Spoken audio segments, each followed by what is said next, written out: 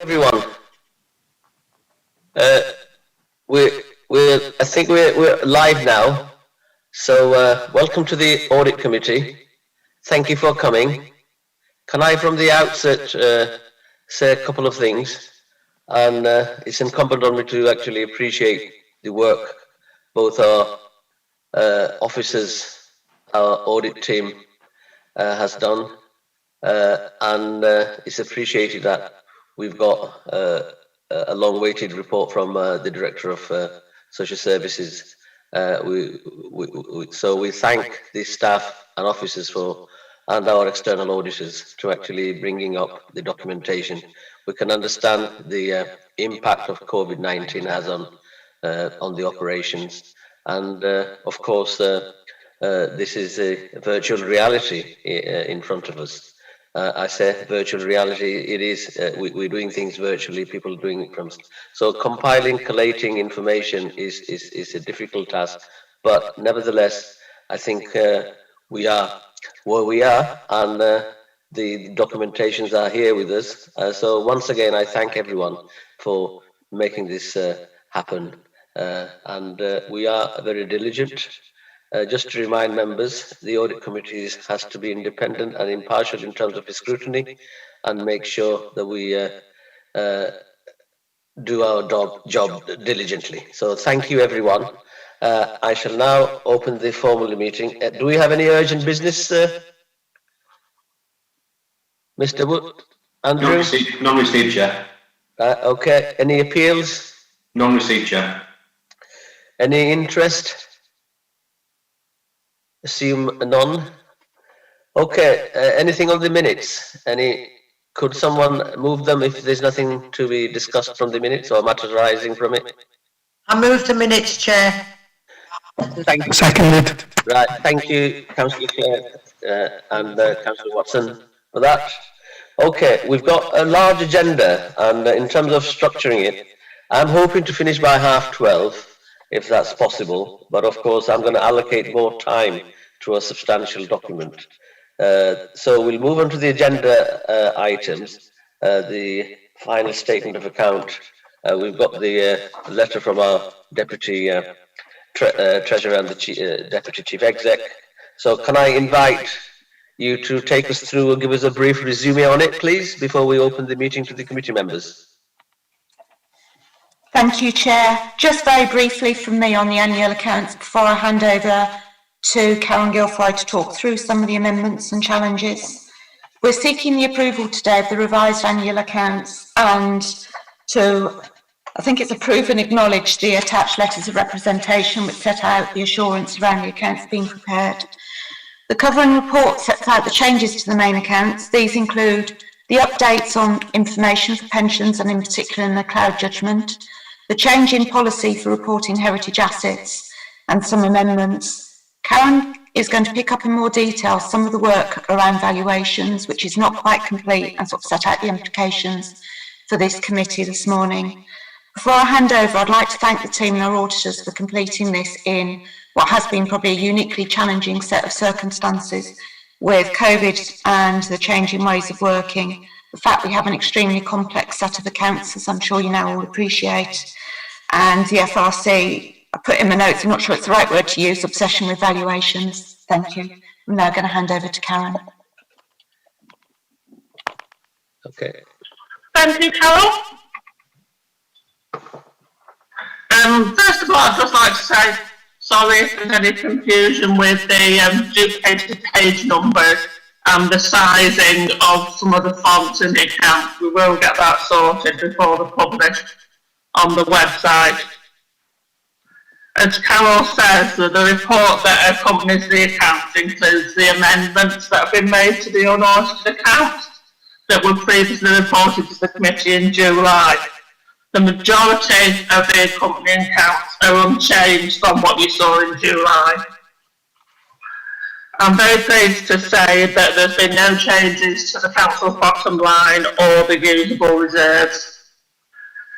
The two main changes that have been made are the pension liability is reduced by 26 million.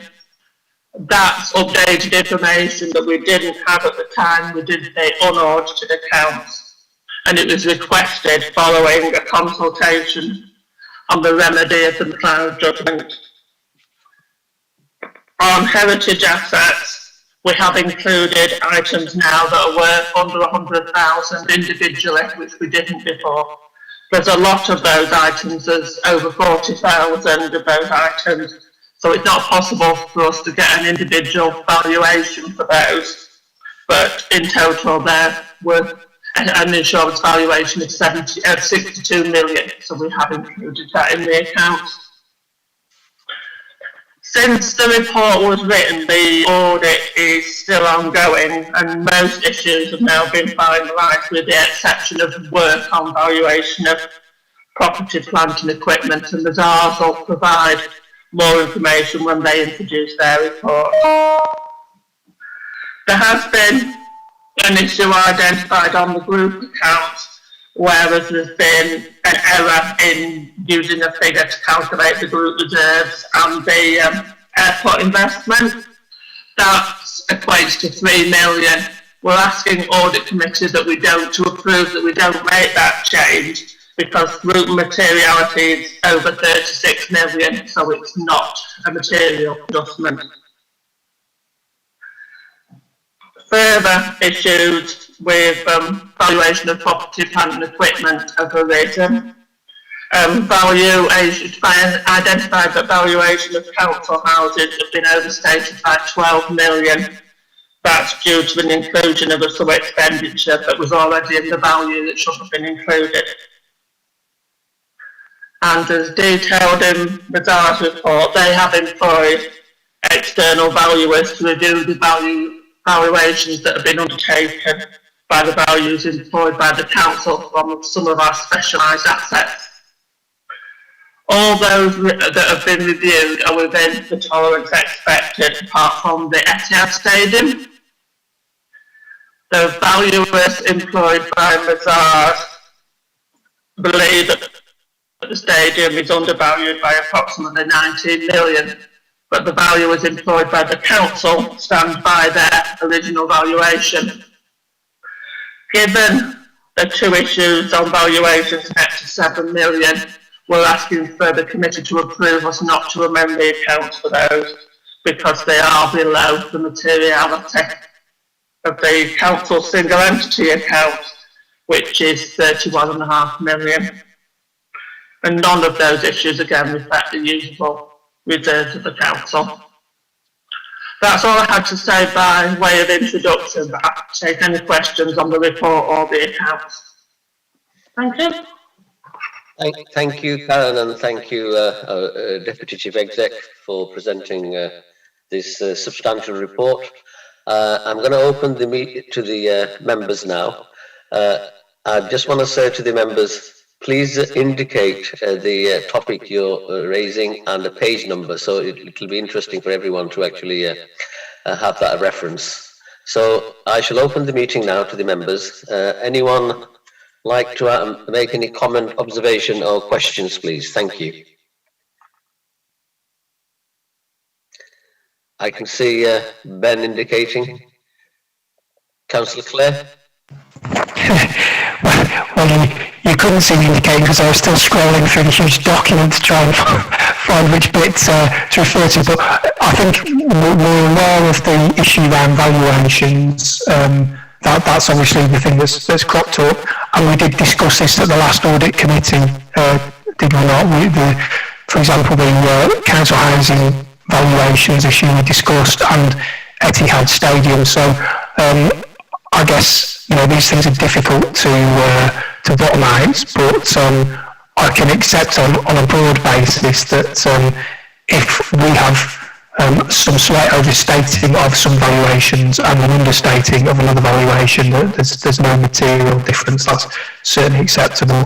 I'm just wondering when the work on valuations, we're expecting that to be completed, if anyone can answer that, and if there's, if that's going to come into like next year's finances, obviously that might make any difference to that. Okay, thank you. Chair, is it me that should answer the question on when we're expecting to complete? Morning. We are working incredibly hard to try and get this all resolved and signed off by Monday. We are waiting for our valuer to provide a final written confirmation of his position in respect of Etihad, and he can do that as soon as he receives a little bit more information from us. So I think it's probably fair to say that it's in hand. There isn't a lot to do, but we are dependent on external factors. Okay, thank you for that. Do I get any indication from anyone else?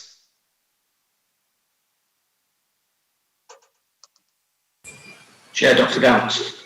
Right. Yeah, Dr. Downs, please. Yes, thank you. Yeah, and the functionality to raise your hand. Well, either way, it's just Virtually, so I've been waving mine. If that following on from Councillor Clay's point, I know we're saying that some of the adjustments aren't material, but they're still kind of multi-million pound. Will these get adjusted in 2020, 2021 accounts? Because I'm just mindful, if you don't adjust one year cumulatively, you could have an impact going forward. So I don't know, Karen, is the plan to reflect this in the 2021 accounts as opposed to restating the 1920? The council houses are valued every year, so that will be picked up in 2021. There's probably a further discussion needed about the Etihad Stadium because it is a difference of opinion between valuers rather than natural error. But it will be valued next year as well. All right, so it'll be valued. Right, okay, thank you. Okay, thanks a lot. okay. Anyone else? Please indicate. I'm just looking at this side in the chat box. I don't see anyone requesting to ask anything. Well, we seem to be happy with the report. If there isn't anything on this was our substantial matter to deal with, but if there isn't anything else, we can move on then. Right. Is that somebody? Chair, we need to approve and acknowledge the letter of representation. Yes. So can we then put to the committee that we accept the letter of representation and approve? Chair, I think Councillor Watson had her hand up. All right, right, beg your pardon. Right, Councillor Watson, please, come in. Sorry, Chair, I was just going to suggest that we needed to do what Governance and Scrutiny have just suggested we should do, which is to approve the letter and accept the recommendations. Indeed, thank you. Okay, we have a formal proposal from Councillor Watson and we accept that. Yes. So we formally approve the letter and accept the recommendation. Okay. Agreed, Chair. Thank you. Chair, that's to approve. We should move on to the item 6 then, please. And I think it's our external audit is going to give us a resume on it. So can I invite Mazars, please, Karen? Thanks, Chair. Alistair and I will take this as a sort of two-handed paper, if that's okay. So I'll make a start and I'll hand over to Alistair to talk through some of the detail. The audit completion report brings together all of the work that we do for the council in terms of the statement of accounts and also the value for money conclusion. So it is, as you'll appreciate, a fairly lengthy report because of all of the content that we're required to bring, plus the information that we're required also to include in respect to professional standards. I'd like to echo Carol's earlier comments really about what a challenging year this has been. I think your team have worked incredibly hard to get the set of accounts together to such a good quality in a pandemic situation. So, you know, at the same time that the council was arranging to move all its staff onto home working, support residents and people in Manchester with very challenging circumstances through the first lockdown, your team were also working flat out to put together a set of accounts and to get them over to us for audit. They've also been incredibly supportive during the audit process as well. I have to be honest and say that actually auditing in a pandemic turns out to be no easier than putting a set of accounts together in a pandemic. So we are incredibly grateful for the help and support that we've had all the way through. As I said just there, the accounts were provided to a good quality and the supporting working papers were to the standard that Manchester always produces, so we were very pleased with that. In terms of headline messages, as we've already discussed, we expect to be in a position to give an unqualified opinion on the accounts, but there will be a slight difference in your audit report this year because we will need to make reference to some material valuation uncertainties that are arising directly as a result of the COVID-19 situation and the lockdown. Those material valuation uncertainties are linked to the values of your property, plant and equipment and your investment properties. The property that's held in terms of the council share of the pension fund assets and also to the property held by the group, so the airport and DML. But to be absolutely clear about this, this is not something that is wrong or something that your officers have done wrong. These material valuation uncertainties arise because RIPS, the Royal Institute of Chartered Surveyors, issued guidance to all valuers to suggest that the pandemic and the lockdown position that we were in meant that there was a greater degree of uncertainty about the reliability of valuations at the 31st of March because of the specific circumstances at the 31st of March. So whilst we're satisfied that what's been reflected in the accounts is materially correct, it's materially correct in the context of it was a strange year, and hopefully that makes sense. We need to draw the reader's attention to those uncertainties. They are disclosed in your statements and are referenced in our audit report. If I refer you to page 259 of the pack, which has got a list of the work that was outstanding when this report was drafted, I'm pleased to say that things have moved on significantly. So the following items that I'm just going to read out are now fully complete and there are no matters to report to you. So that's journals, expenditure, collection fund and provisions. So if I've got my analysis right here, that leaves me with valuation of property, plant, equipment and investment properties, which we've briefly discussed, but which we'll return to. The group consolidation, the review and closure of the file and receipt of your signed accounts and letter of representation. Just to be clear, the group consolidation issue is that we require the group's auditor, KPMG, to provide us with a confirmation that there are no events after the balance sheet date, and we need them to provide that at the time that we're ready to sign your audit report. So we need it from them on Monday. We have arrangements in place to get it on Monday, and we got confirmation from them yesterday that they will provide it on Monday. So there isn't anything to do there really other than a kind of, I suppose, an admin process, we might say. We, from the conversation we had with them yesterday, we're not expecting them to need to declare anything that causes us with any concern. In terms of property, plant and equipment, just to clarify where we are with that, we are waiting for your valuer to provide a little bit more information to our valuer so that we can conclude our work in that area. We then need our valuer to turn that round and provide us with the written report that he's doing. We've discussed what he's going to report with him, so we're pretty confident we can deal with it when we get it. The key issues really in respect to the Etihad and one or two other just bits of information that are outstanding from him to support the valuations. You will see in the report that we have raised an internal control recommendation around valuations, which is really just about making sure we can strengthen the process and particularly the audit trail that underpins the work that we do. In terms of the rest of the report, before I hand over to Alice to talk about the findings in more detail, you will see that on page 260 we confirm materiality, and that was unchanged from the planning stage of the audit. So we brought that to you previously and you were happy with it at that stage. And you'll see on page 262 we set out details of the approach we intended to follow with respect to the group and we have confirmed that we did what we said we were going to do. So I think that's all quite clear. I'm going to hand over to Alistair now to talk through the significant findings, but it's probably just worth resetting some context there, that in the audit strategy memorandum, we identified the risks and the work that we proposed to do. What Alistair's now going to talk you through is what we did and what we found in respect of those risks that you were already aware of. So I'll hand over to you now, Alistair. Thanks, Karen. Thank you. And I'll go through and not duplicate. There were quite a few things that I was going to touch on, which Karen helpfully has already signposted, which means you don't need to listen to me rabbit on about them as well. The first thing I wanted to touch on is just to expand on the point that Karen made around the audit of the group financial statements that we've set out on agenda page 262. And in particular, the audit of Manchester Airport Holdings Limited. We treat that as a significant component because of the size and the complexity of the adjustments.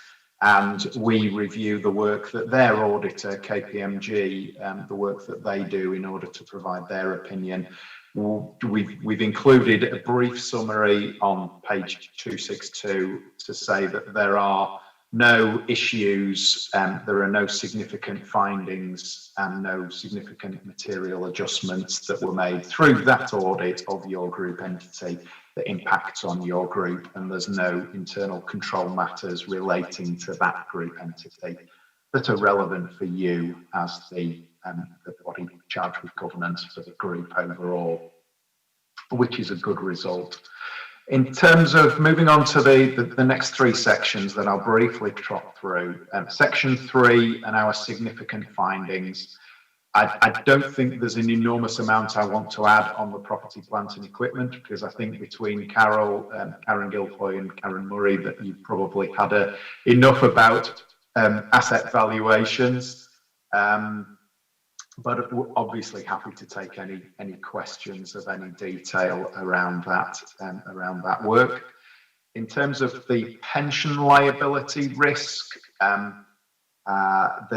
just to re-emphasise the adjustment that Karen talked through on the previous item relates to the council getting an updated actuarial report to take into account the CLG's proposed remedy of McLeod, and as all of us were expecting, that indeed did reduce your liability, that the previous liability that the actuary had estimated was overly cautious. In terms of the areas of management judgment, that's on pages 267 and 268. Just to re-emphasise that the audit of the group, there is an additional unadjusted error that Karen talked about earlier around the consolidation and the valuation of the airport land and buildings for group consolidation. That's the issue that we still have slightly a little bit of information outstanding from your valuer.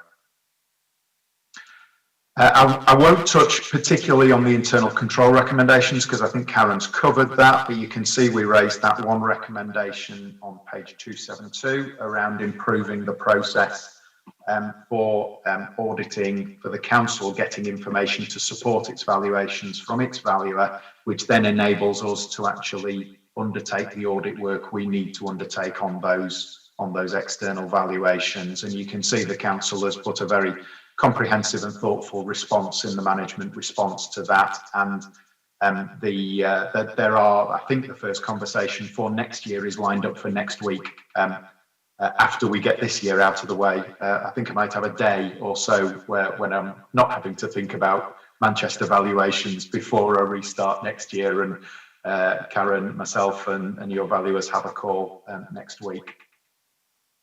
We've summarised the audit adjustments in section 5, and I think you've already had those talked through.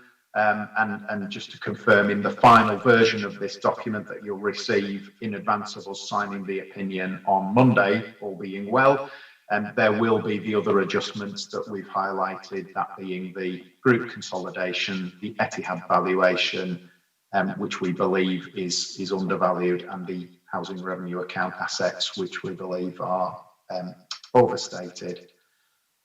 And that's all I wanted to talk through on the accounts. Karen, I think you were going to touch on the value for money in section 6, were you? Yes.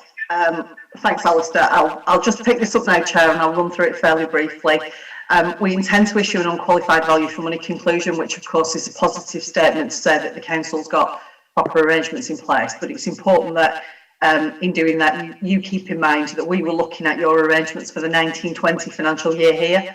So the position of the council's finances were in during 1920, and as you set the budget for 2021 originally, were of course somewhat different than the landscape looks now.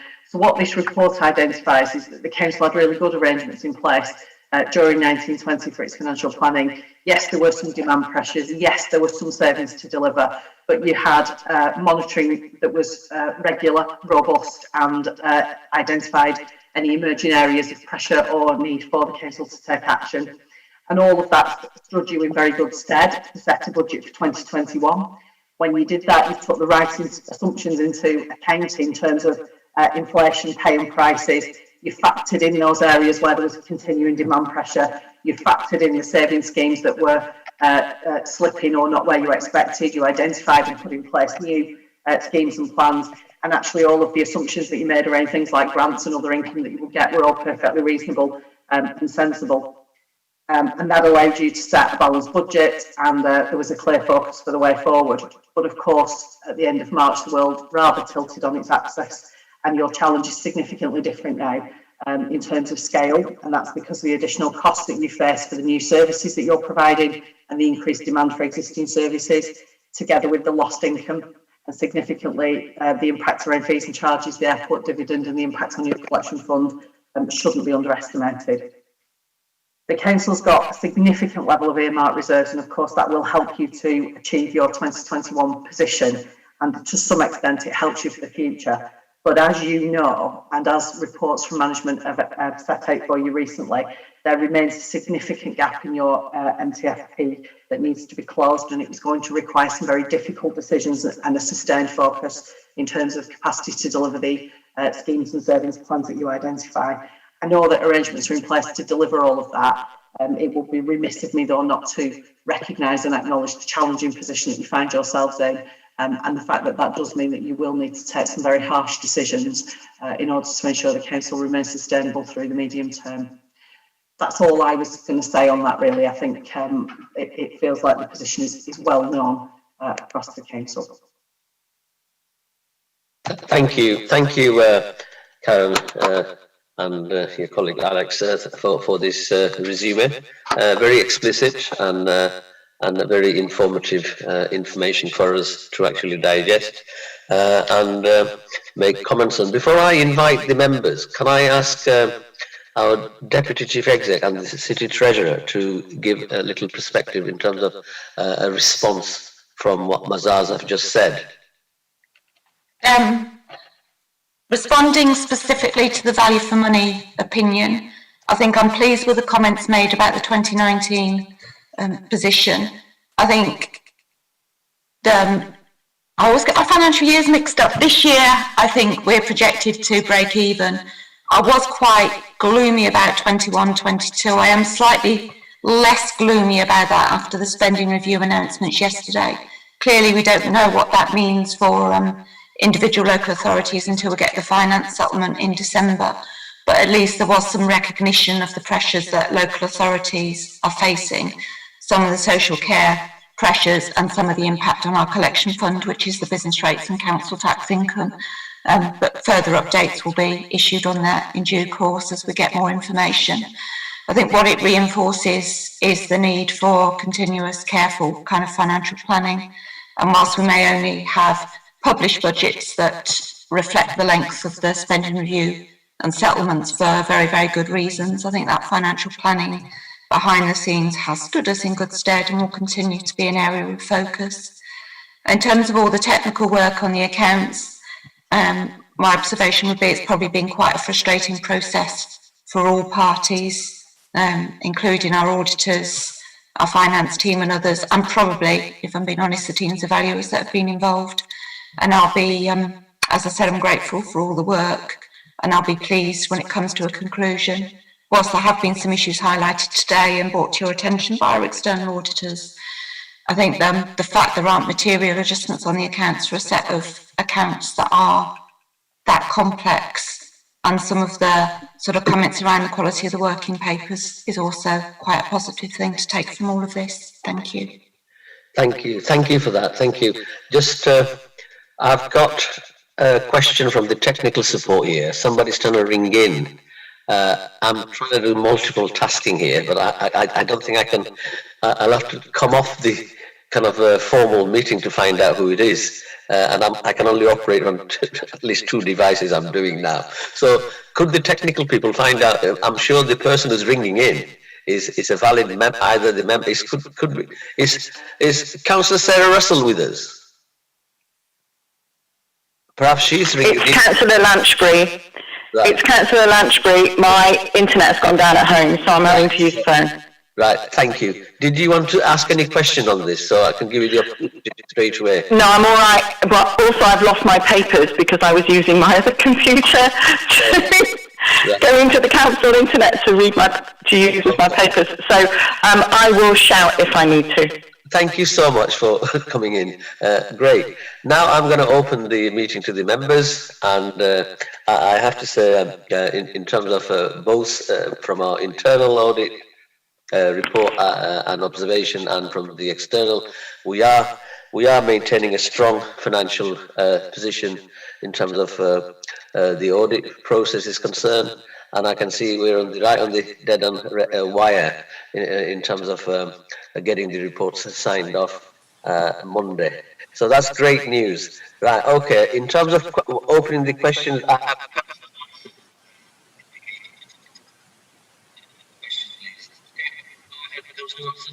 no? Oh, right. Councillor Clare? Councillor Clare, come in, please. I think Councillor Watson and Dr. Downs were both head of me, unless that was from a previous part of the meeting.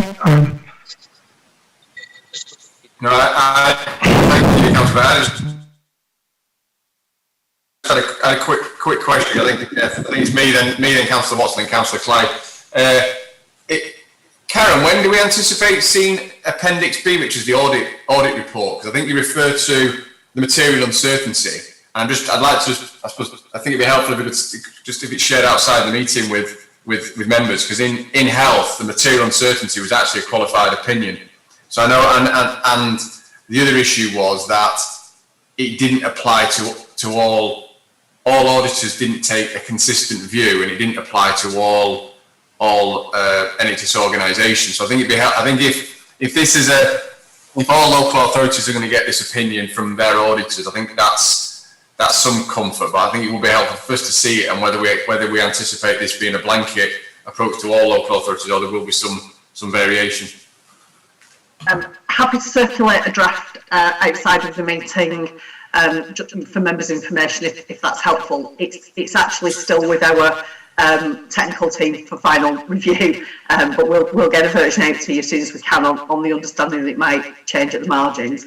But we anticipate that the material valuation uncertainty in respect of property, land and buildings, investment properties will affect most local authorities. I think it's fair to say it doesn't affect everybody, but it will affect significantly all.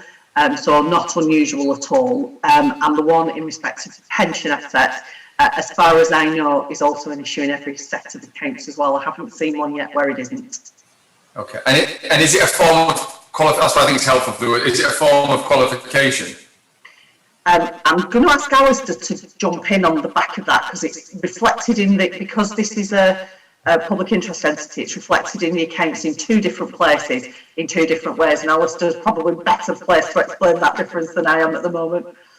The technical baton over, yeah. It isn't, Dr. Downs, no, it is not a qualification. It is absolutely categorically not a qualification. There's a subtle technicality, 2 subtle technicalities, which I will bore you with just to help answer your question fully. Our audit opinion There are two parts. There is our auditor report, which contains everything. It contains the value for money conclusion. It contains the audit opinion on the financial statements. And then there is the audit opinion itself. The audit opinion is unaffected by this in any way. The overall auditor report does include what we call an emphasis of matter. And that is not a modification, that is not a qualification, that is merely us emphasising, exactly as it says, we are emphasising something that is in the council's accounts already. The council has fully disclosed these material uncertainties that their valuers have reported to them. So it's merely us reporting that last leg of the chain to say that you have disclosed these uncertainties, but absolutely is not a qualification in any way. Thank you. I do think that's useful context, because obviously, as far as I've been on the audit committee, there's never been any form of modified or emphasis of matter on the actual account. We've obviously had issues with the value for money opinion. So I think it would be helpful. I think it would be helpful if we could see it. I suppose just more closing the kind of the audit loop that we normally have seen the opinion at the point we approve the accounts, and I think there's obviously a timing issue with this. Just to close that down, I do think if there could be some explanatory narrative that you just put alongside this, it's the kind of thing, isn't it, that people can pick up on and think the council's got something wrong with its accounts. Yeah, and I hope you agree. We've reflected in our completion report that our opinion is not modified in respect of this. As Karen said, our internal technical folk have to sign off because of your status as a public interest entity. We need internal sign off on the report before we issue it. But I think, Karen, you'd be very happy for us to share the paragraphs, at very least the paragraphs where we state exactly what this emphasis of matter is. So that you as audit committee can see that, and then the final document that you get, the final completion report that you get, will include that report, and you'll get that before we sign off the accounts. It may well be on Monday, because we are still trying to pull everything together at the last minute, so it may be tomorrow, it may be Monday, but you will definitely see that. Okay, thank you for that. Thank you for the reassurance, and thank you for the question, Dr. Downs. Yes, very pertinent. Anyone else, please, indicating I haven't got anything from the chat? No hands up. So, Councillor Watson. Okay, Councillor Watson. Come in, please. Chair, I did indicate in the chat that I wish to ask a question, but I suppose it's more of a comment, really, and it's about valuing things. I think that valuation is not an exact science. A value of anything is what somebody's prepared to pay for it. And that means that you can never fully appreciate the value of something. So from my mind, this disagreement about valuation is a bit confected. And there's a lot of time been spent on it, which I'm sure you have to do because that's the audit way, but it makes no difference whatsoever to how the council manages things. I think that I would like to say in response to Karen's latest remarks about what the difficult decisions that we have to make in the future, is that I have every confidence in our Deputy Chief Executive and her teams, and in the council as a whole, that we know those sorts of decisions. Don't forget, this council has taken those sorts of decisions going back to 2010. And I've been here that long, I can remember how difficult those decisions are. We will do it, but we will continue because there is no alternative. And we will do it in the best way that we can. Okay, thank you, Councillor Watson. I've got a comment from here. Is Councillor Clare wants to ask something? Councillor Clare, are you there? Thank you, Chair. Yeah, wholly agree with Councillor Watson's comments as well. You know, we do have confidence in the officers and the team that we have here at the council, and yes, we will do it. We hold our responsibilities for the financial future of the council and make the difficult decisions that we have to when we have to. Just looking at some of the details that Karen was reporting, you mentioned like a double counting of, was it some work that was done on properties in terms of the valuation of, was that the social housing? And is presumably that the people who've done the valuations have looked to ensure that that's not a kind of a regular occurrence, because we discussed at the last meeting, didn't we, that there were a number of archetypes of properties, and you know, you can only value in a certain level of detail based upon a property type, you know, when you have thousands of properties and stuff. So I'm assuming that, for example, if one set of properties have had their kitchens replaced, which changes the valuation or something, that we've looked to make sure that those kind of errors have not been repeated in terms of double counting of any change in asset value. And in terms of the, I'm assuming it relates to the Etihad Stadium, where we have the mention of the inability to determine the land area or the floor space area. Is that specifically relating to the Etihad Stadium? And I'm just wondering why we were able to do that. Shall I pick that up, Karen? Can I just clarify, Councillor Clay, are you referring there to our internal control recommendation in that comment? Yes. Yeah. Let me pick both of those up separately. So the first question on the social housing issue, it's actually a lot more simple than you maybe imagine. This is the double counting. Your valuer values the entire the council's entire council house stock each year, and they do that at a particular point in time, 31st of March 2020. In the financial year, the council has spent money through its PFI scheme on those properties. When the valuer values it, he takes that into account. So in your calculations, you have a value that the valuer says, I value it at X, and you've added on the cost that you've spent in year to that value X, which has already been taken into account in that valuation. So it's a really, really straightforward thing to avoid in future years, and no doubt will be the case.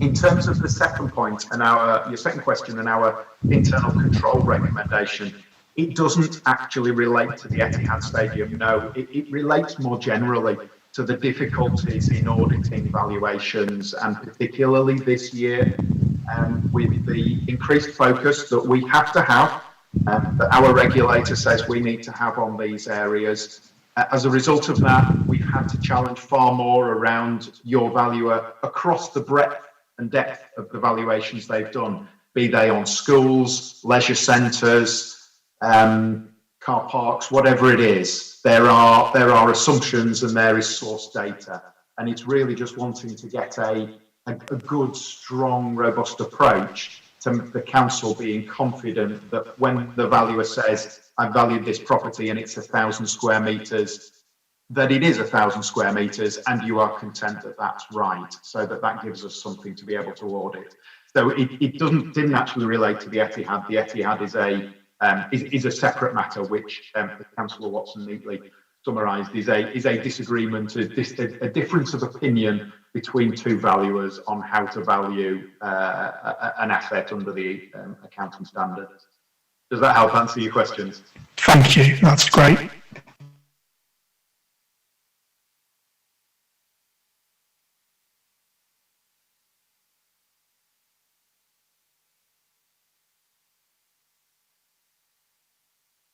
I was just saying about the valuation, and it's a matter of opinion, and so you can have a dispute or compromise on it at some point. Okay, if there's no other issues on this item, I don't see. I've got a comment here from Councillor Watson to say Manchester will be placed in Tier 3. Thank you for that update, and the necessary thing that we have to be carrying on with Tier 3 restrictions. No surprise, as Councillor Watson says there. Right, that's another matter. Coming back to the agenda, please. If there's nothing there, anybody want to pick up or comment upon, we shall move on. So, item 7. I think it's going to be our Director of Social Services, Executive Director of Social Services, Bernadette Enright. She's going to present this report. Are you there? Hi there. Would you give us a brief resume, please, and then we'll open it up to the meeting. Thank you. Hello, thank you, Chair. Can I just thank you for your opening words in terms of our current extraordinary times that we're all facing. Our staff are indeed across health and social care working tirelessly to support the people of Manchester to stay safe during the pandemic. So really welcome your words. Thank you so much. So if I just do a brief resume of the report in front of the committee today. Over the past 3 years, Adult Social Care, the whole service has worked alongside internal audit to support the ongoing journey within the Adult Social Care service. Audits have focused on joint areas of concern where there's been potential risk, and we've agreed those audits and prioritised them between internal audit and Adult Social Care. And as a result, internal audit have clearly issued several limited assurance opinion reports with high priority recommendations. Alongside these reports, Audit Committee have received updates on the Adult Social Care Improvement Programme, which has been addressing some long-term challenges within the service. And this report to Audit Committee sets out the progress regarding the implementation of outstanding audit recommendations across the service. There's been 18 audits with 50 high priority recommendations. You'll see the report tables 1, 2 and 3. 1 where there are no high risk recommendations or all actions have been completed. Table 2 is where action is needed to address the high risk recommendations, and 3 where high risk recommendations are made but not yet due. So I'll clearly focus on table 2, that's okay, Chair. So I'll run through them very briefly. Obviously, we'll need to have time for questions and answers at the end of this. So table 2 goes through the progress around transition. This is partially complete. A great deal of work has happened in the area of transition across children's and adults. Actions have progressed, there is work ongoing. We do need to finalise and embed the new arrangements. We have got an interim transition policy, but the work over the last year means that we already need to review that. We have got an action plan that's been developed. We have developed performance metrics. We have indeed got our first set of performance figures, but they're not yet ready to share because they are very formative. So we need to update our strategy. We need to make sure we reflect the ongoing work across the last 12 months, and then really importantly, embed the changes into policy into practice. I'll go on to disability supported accommodation, and this is regarding the quality assurance framework, where there were 2 major priority recommendations.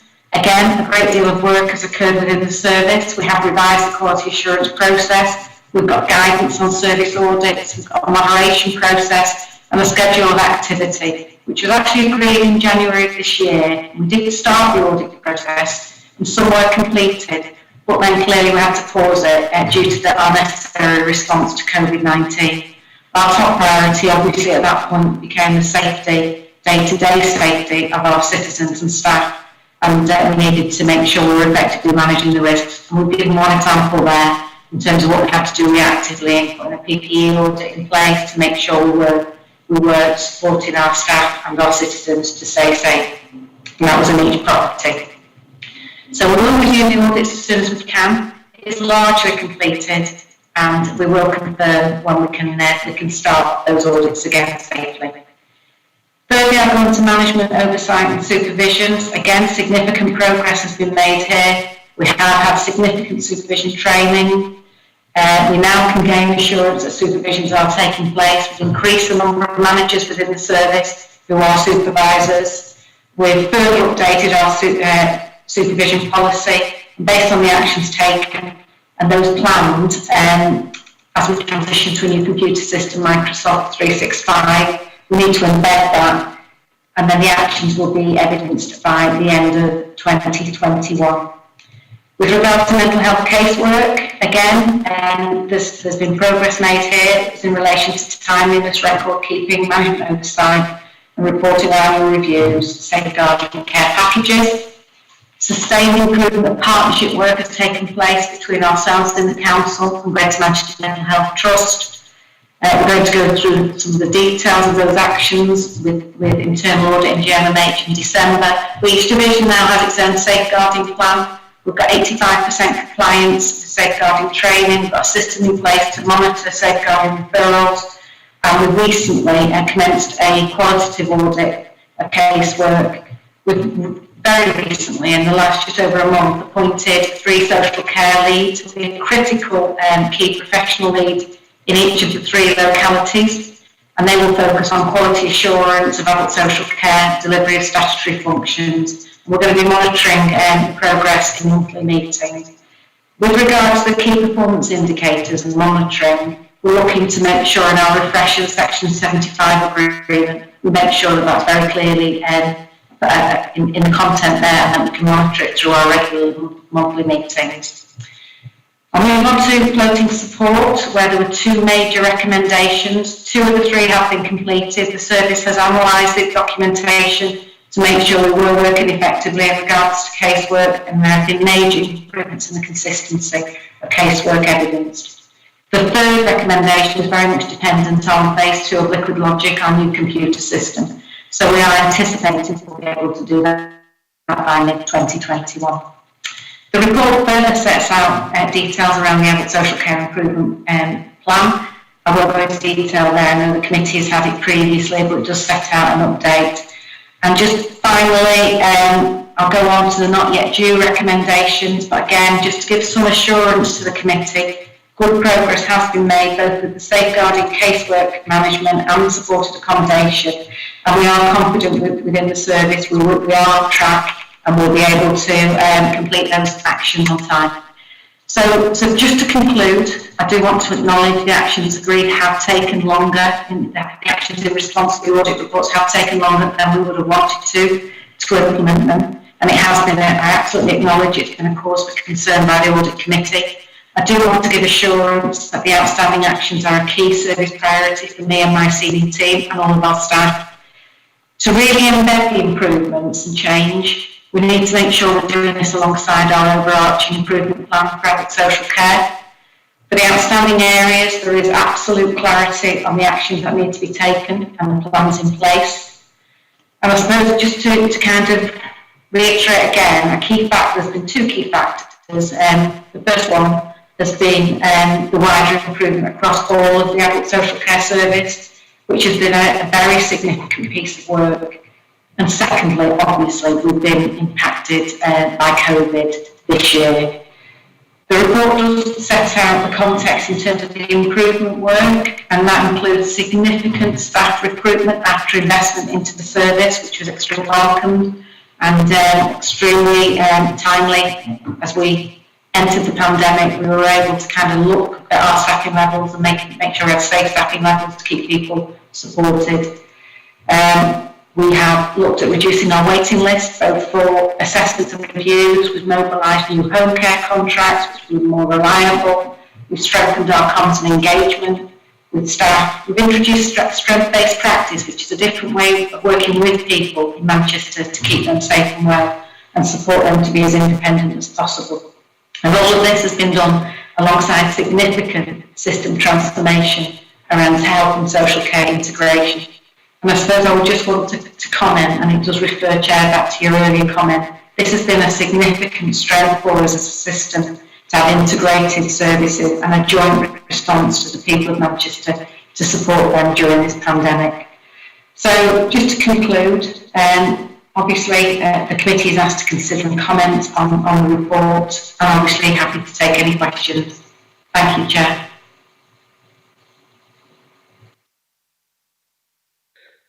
Thank you, Director for Adult Social Services. Thank you for that. I think it's been very comprehensive in terms of your comments and the resume for us. I'm now going to open the meeting. I've got an indication from Councillor Watson and Councillor Clare. So can I invite Councillor Watson first, please? Thank you. Thank you, Chair, and thank you to the Executive Director for Adult Social Care Services for a much better report. And I congratulate you on being able to make progress as much as you have done, given the circumstances of the year and the pressures this has put on staff at all levels. I've still got one or two concerns, particularly on the reliance of that you have on things like Office 365 and Liquid Logic, the IT systems, in ensuring the final outcome of things like the management and supervision side of things, because I think that the difficulty I have is that there should have been systems in place that were not reliant on IT before IT became the all-pervasive thing that it is, and it would have been much easier to then use the IT systems in a more straightforward manner. And so I think that one of the things I would like to have some reassurance about, both in terms of the supervision side and the safeguarding side, is that the systems can be put in place in advance of IT being able to handle them, and then the IT can adapt itself to what is needed. I'm probably not putting that very well, but it's almost like as if the IT systems hold everything up. And in fact, they should just come in onto an existing system.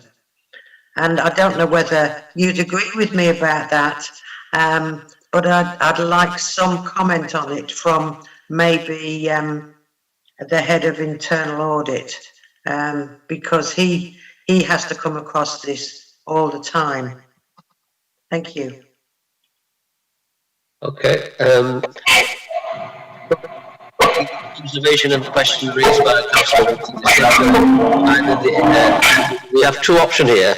Isn't Mr. Powell is there, I presume, and perhaps the Executive Director from Social Services should respond to this observation and question.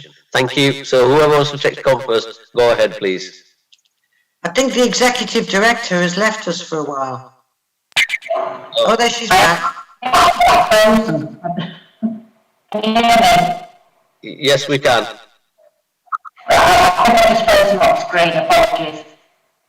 Would you like me to come in first and then maybe? Yeah, come in first, please, yeah. And then I ask Mr. Powell to come in. Thank you, and thank you, Councillor Watson, for your words. I will make sure all our staff in our bulletins hear that, so it would be really appreciated in terms of how we're all working throughout this pandemic. In terms of IT, I'm not going to pretend to be an IT expert.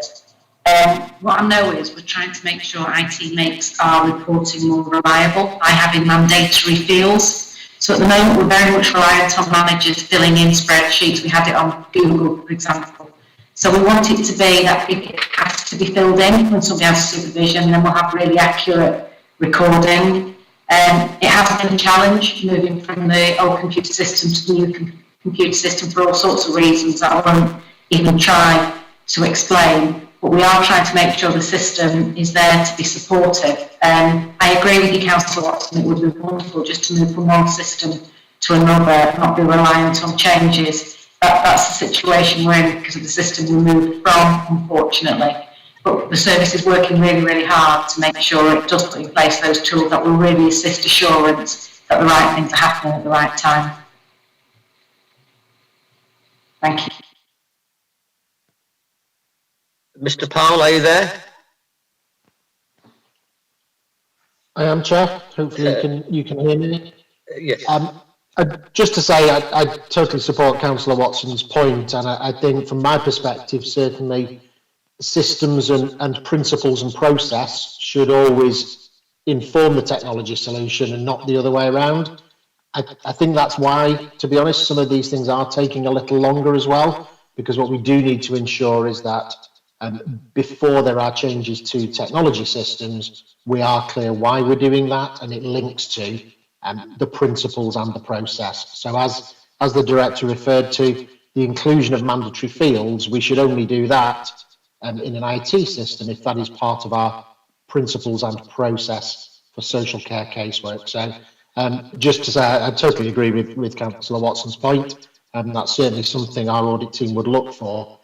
Technology, whilst fantastic, is not the panacea for everything, and it should flow from business requirements, not technology for technology's sake.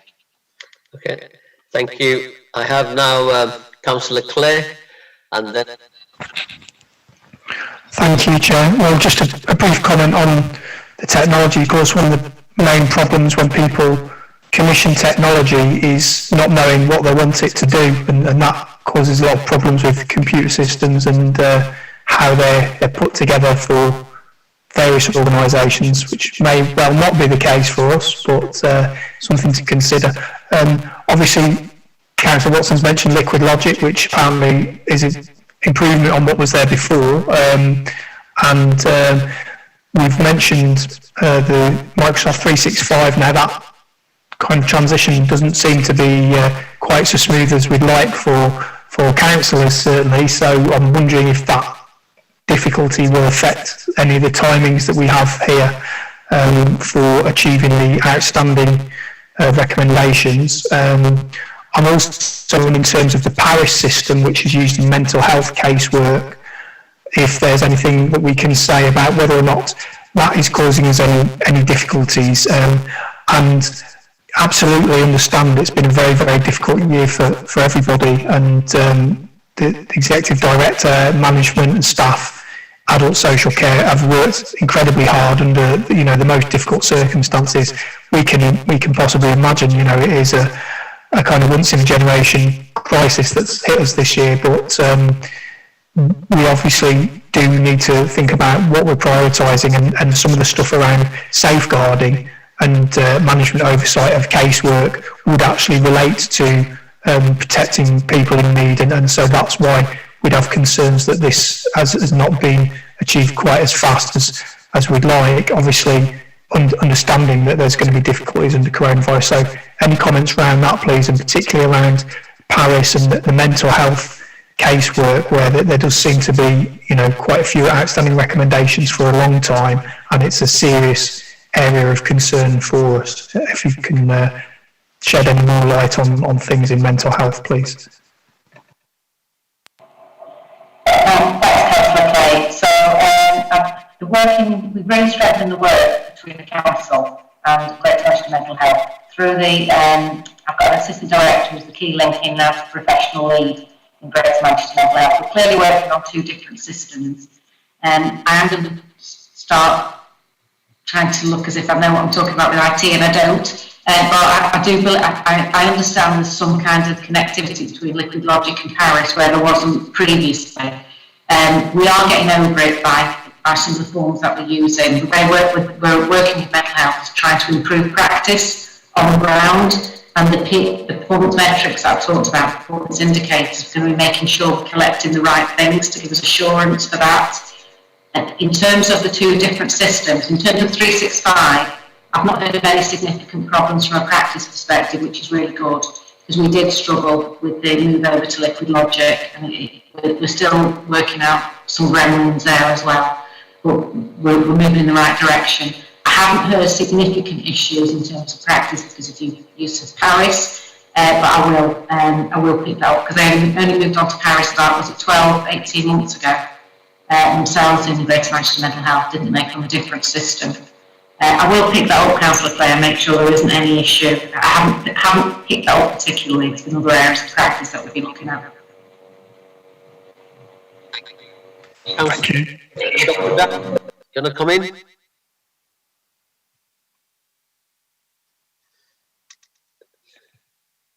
Dr. Downs? Yeah, sorry, Chair. I just on mute. Thank you.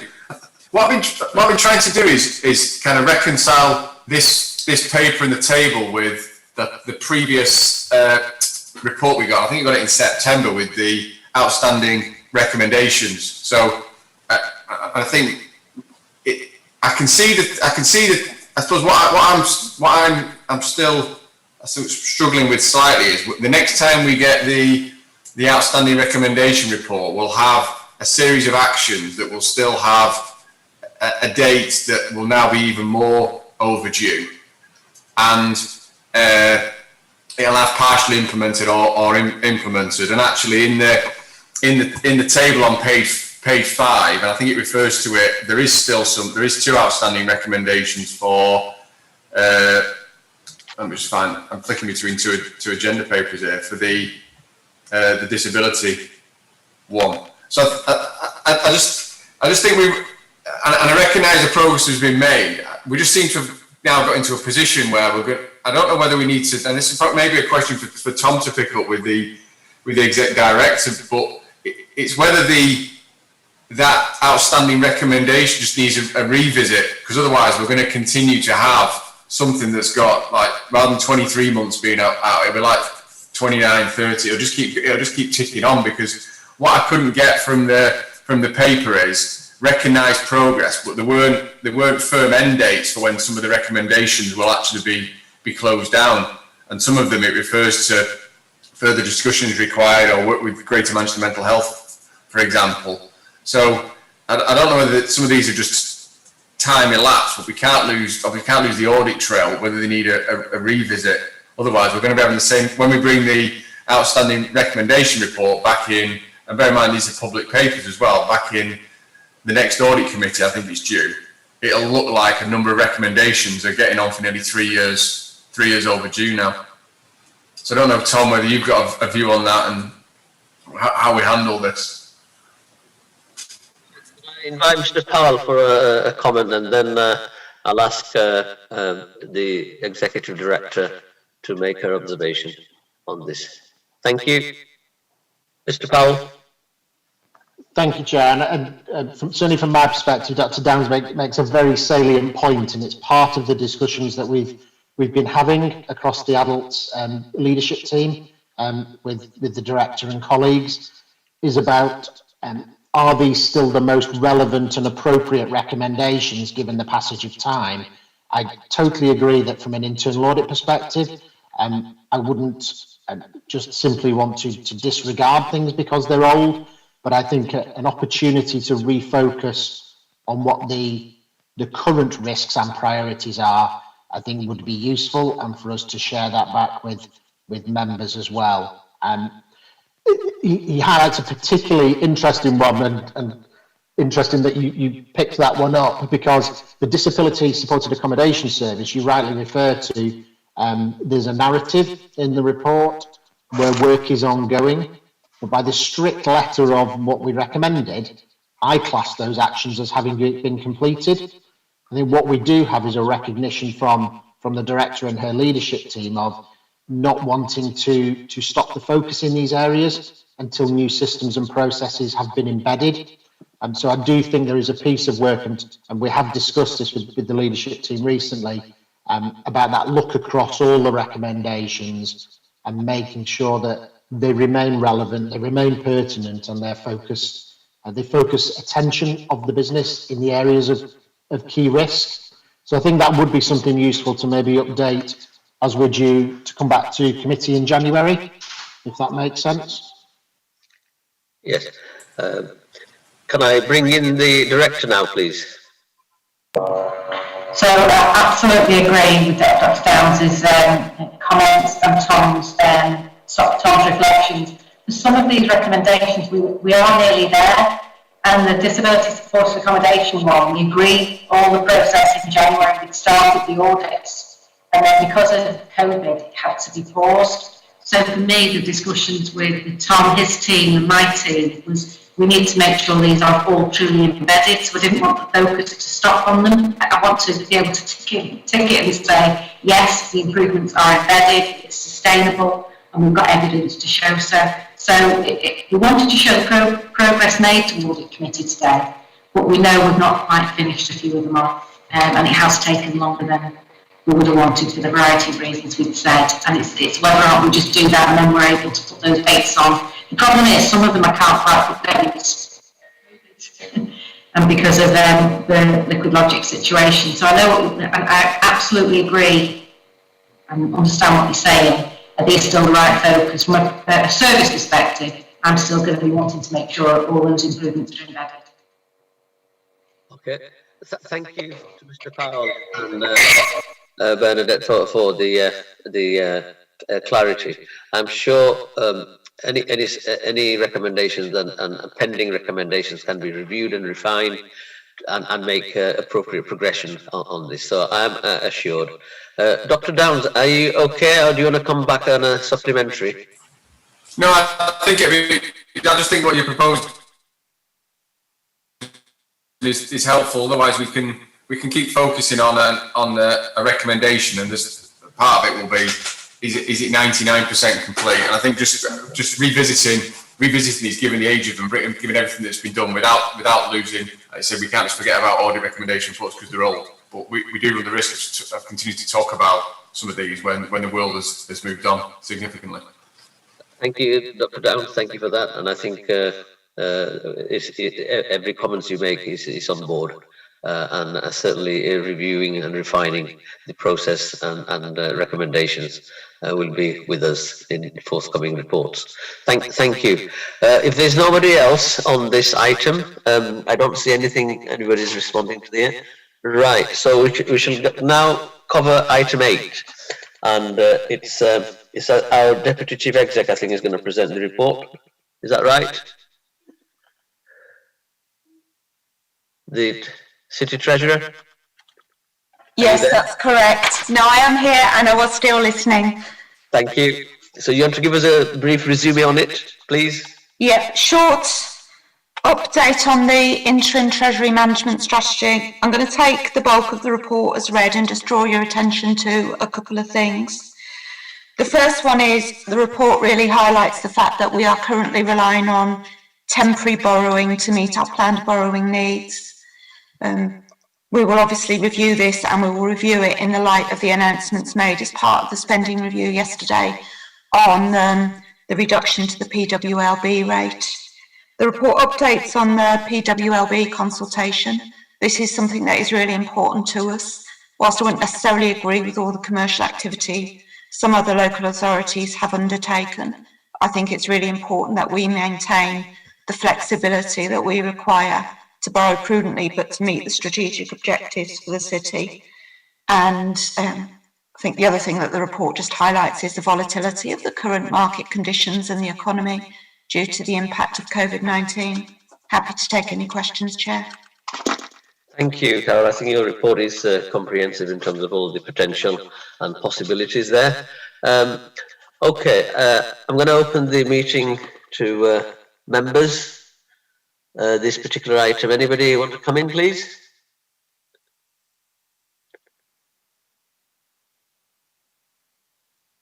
So we note your report. Excellent. I don't see anybody indicating to come in. Thank you, Chair. Oh, right, I've got Councillor Clare. Councillor Clare, please.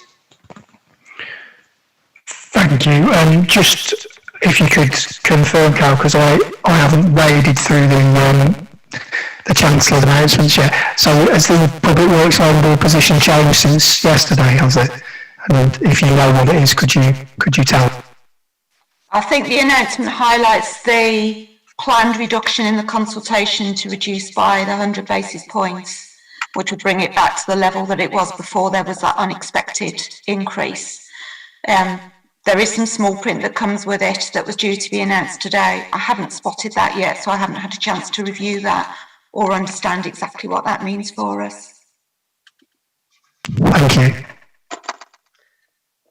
Okay. Anyone else indicating? I don't see anyone else indicating, so the report is noted. Thank you. We shall go into item 9 now. I think it's over to our Deputy Chief Exec again and the City Treasurer. Yeah, thank you, Chair. I'm afraid it's me again. The report just provides an update on progress against the actions in last year's annual governance statement, with some update on the assurance around the COVID-19 related activities. It is a fairly self-explanatory and comprehensive report, so I wasn't proposing to go through all of the different areas in the introduction, but again, I'd be happy to take any questions. Okay, thank you for that brief introduction. You've got the AGS, you've read it, so anybody indicating? Do I have Councillor Clare, or is it from the previous comments? Councillor Clare? That was from the previous question. Okay. If there's no one else, I shall then see we can move on then. Thank you. Again, the report to be noted.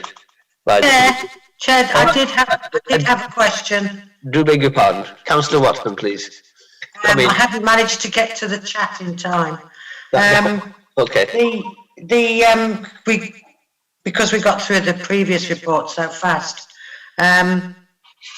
So I'm on page 43 of the report, where it's talking about the governance of delivery of proposed ICT infrastructure and systems essential to business operations and legal compliance, including the new social care system, mitigation of delivery time, scale risks, and effective prioritisation where there is an interdependence between business critical programmes, i.e. telephony. This isn't going quite so well, is it? I think that everybody who has anything to do with the IT systems that are coming in to replace old ones would say that the implementation of that has been patchy and has, because maybe of our dependence at the moment on our IT systems to work, it's been perhaps more highlighted than it might have been in the past. But I'm looking for some words of comfort, please, about the fact that this will not continue to hold matters up in the way that it seems to have done, as illustrated by the report from the Director of Adult Services. Please. Right. Would you like me to comment, Chair? Yes, do come in. Yes, please. Yes. I fully appreciate everybody's perspective at this point in time. I do know the transition from Google to Microsoft hasn't been the easiest for everybody, and from some of the feedback I've received, it's been incredibly challenging for some people and a lot smoother for others, so I can only apologise for that. What I would say is the IT team are delivering and continuing to deliver a significant programme of work, and some of it is less visible. So some of the things that have been successfully completed is we've virtually moved out of Sharp now, with the last of the last major moves undertaken last weekend. The new telephony contract is in place, and the contact centre and all our phone lines are now operating remotely. And the enhanced functionality such as callback times, three-way calls to enable somebody to have an advocate or support on the call at the same time is being rolled out as well. So there are some positive things there. The volume of work has been significant, and what it has also highlighted is the huge breadth of different devices that we have in the City Council that have kind of occurred over a period of time, not helped by the fact a lot of the kit in the town hall that was due to be replaced with Citrix boxes, which don't enable this sort of working and have meant that other devices have had to be bought quite quickly. That's a very long and probably slightly defensive way of saying that means the whole migration process has been a lot harder than it probably should have been.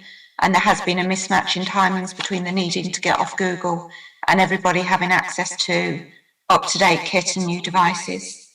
I think you've rightly highlighted Liquid Logic. I had my full update on that earlier this week. I'm losing track of what week it is.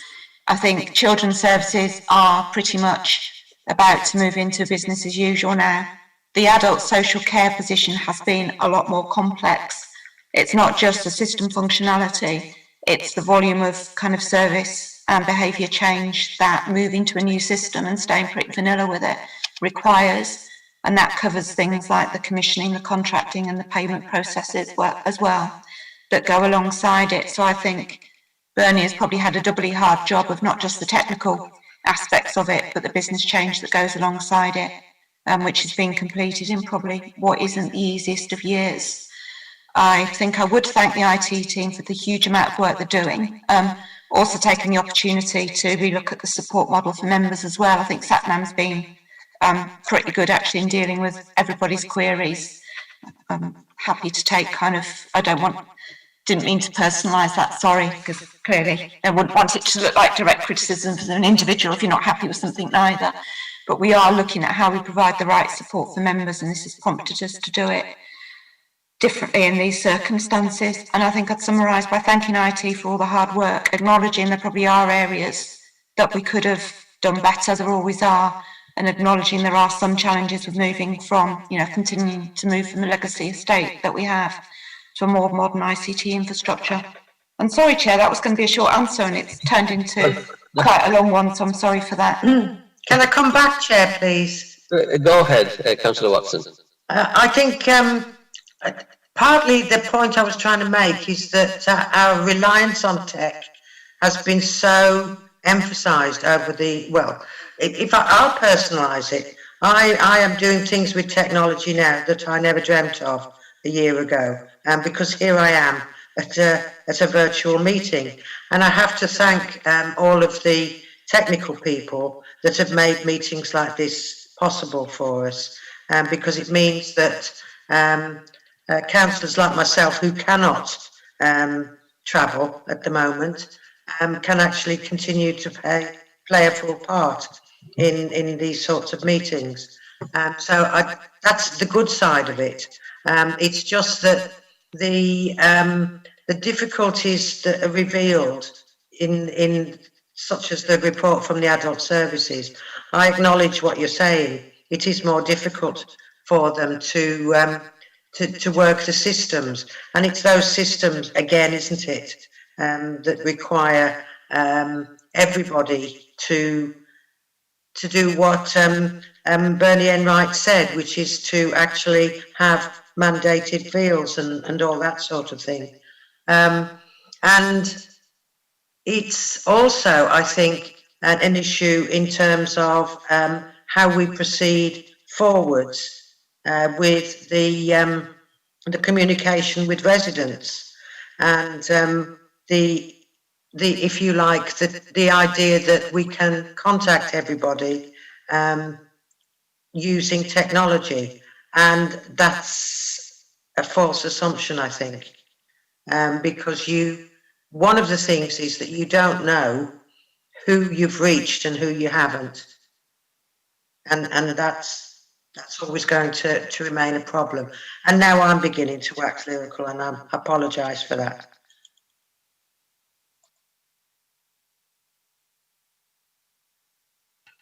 Thank you, Councillor Watson, for that. Thank you. Okay.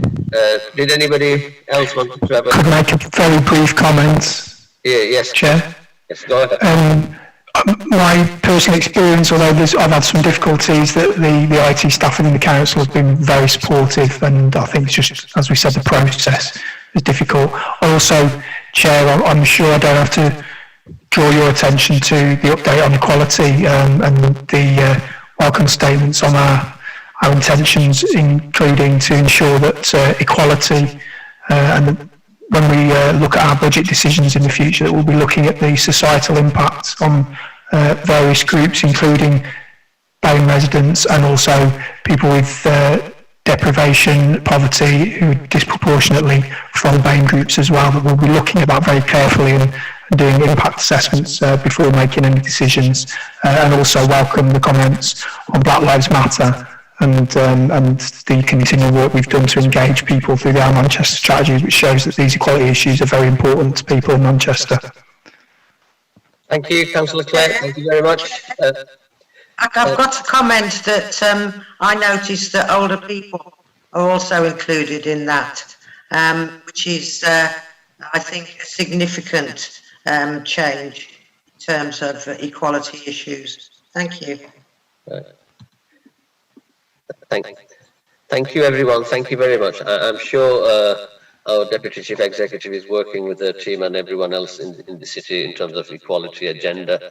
We are taking this very seriously, and I'm sure there will be equality impact assessment on the whole range of human conditions, 9, 10 categories. That includes age, older people. So I hope this is going. Any comments on this from our Deputy Chief Exec?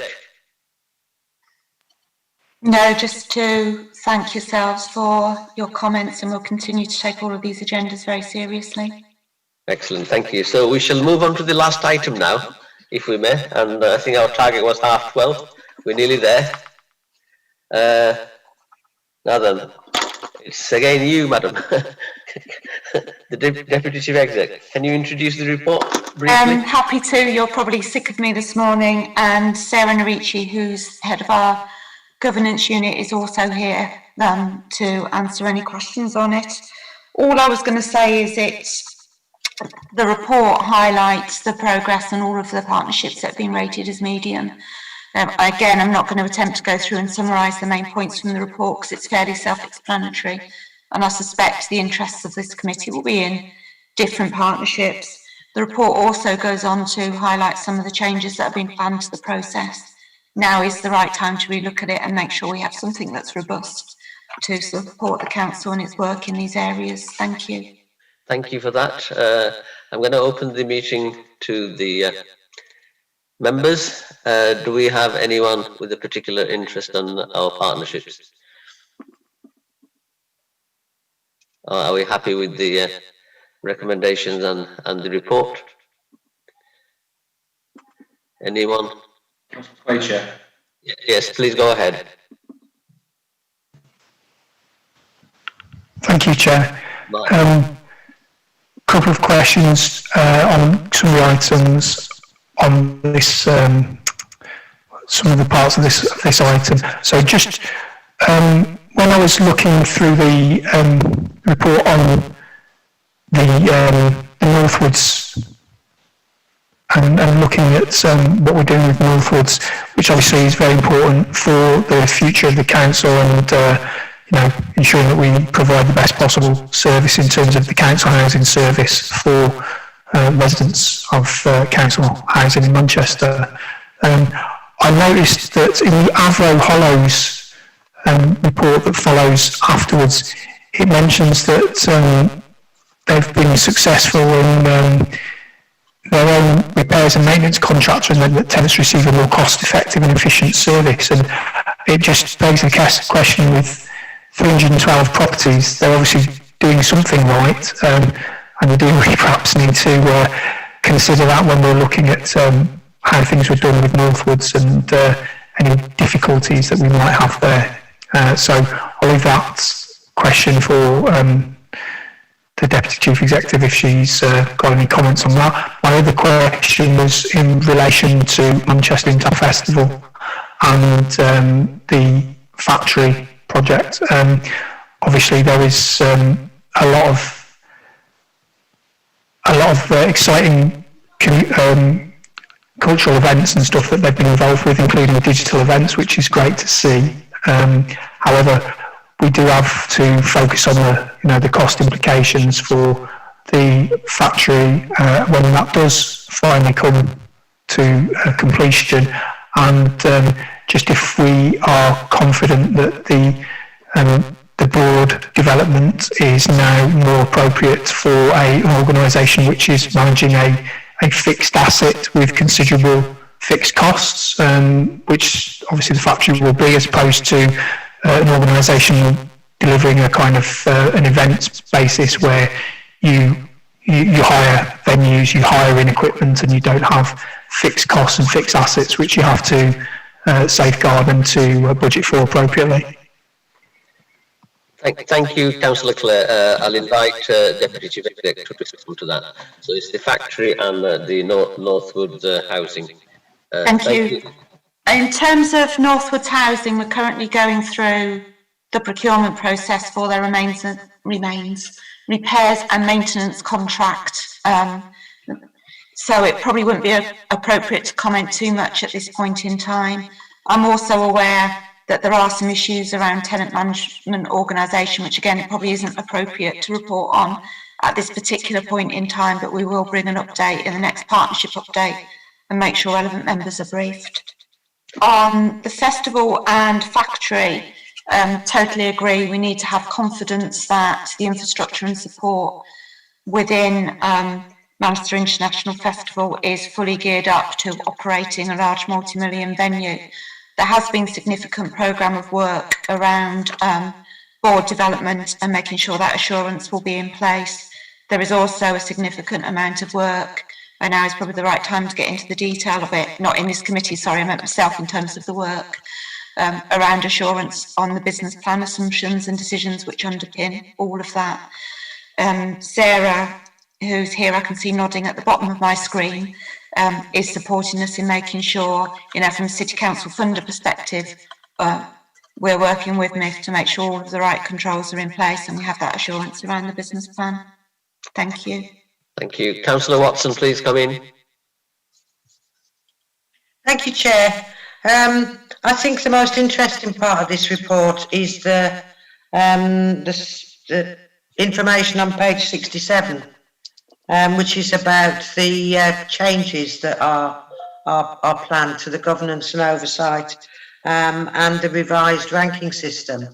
And I think that this is, I wouldn't say overdue work, but certainly it's pretty timely. And I'm pleased to see that it's there. And I just wondered if there was any timeline on to when this will all be completed. I'm presuming it will be by the time we get to, this is an interim report, isn't it? By the time we get to the next report. But if I could just say, I'm pleased to see it. And if you want to add anything to what's in the report, I'd be pleased if you did.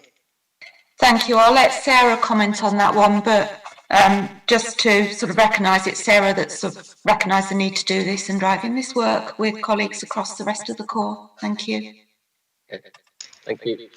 Thank you, Carol, and thank you, Councillor Watson, for your comments. In terms of kind of moving forward, the improvements and strengthening to governance and the changing of rankings, as you said, this is an interim report, so we are looking to progress this and move this forward in readiness to the next update that comes to Audit Committee, which is scheduled for March. So there'll be a new format in terms of the information that you'll receive with some more detail, how it's presented, and also the update and refresh on rankings with the four-tiered approach.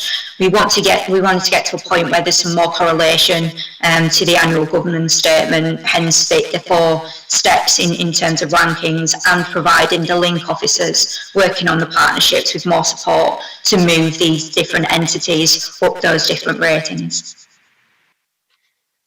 Thank you for that. Do I have any indication from anyone? Do you want to have a supplementary, Councillor Watson? Or are you happy with the response? Splendid. I think thank you everyone for providing the report and the commentations, and we're end of our meeting. And can I've got, right, okay, an AOB are coming up. Okay, let's take the AOB before I finish off and sum up. Thank you. Deputy Chief Exec, please come in. I was struggling with the IT there. My mute button disappeared behind a pop-up on the screen. No, I just wanted to thank Janice, the Deputy Treasurer. I don't know if you're all aware, and I'm probably embarrassing her hugely now. She's leaving to be a Section 151 in her own right in mid-December. So I do think we should acknowledge the huge amount of work that she has done and the huge role she has played around some of the things that we've discussed this morning. Thank you. Well, certainly I will totally agree with our Deputy Chief Exec and the comments. I think progression for people's progression and promotion, we welcome. It's our loss, someone else's gain. Do we know where she's heading off? I'm going to Northamptonshire as the new Director of Finance there for the new unitary. Well, congratulations on that. And I'm sure, I think 2018 they had the bankruptcy notice. Yeah. Starting from scratch. We'll see you certainly and do the right thing, of course, emulate what the city's doing here. Splendid. So before we finish on this, this is very pleasant for us, but of course it's sad that you're leaving us. But I have to say, Christmas is round the corner, and all the very best for Christmas, and those who celebrate, happy Christmas, and those who don't, a festive greetings from me. So all the very best for everyone. Keep safe and keep well. Thank you for attending. Thank you very much. Take care, everyone. Thank you.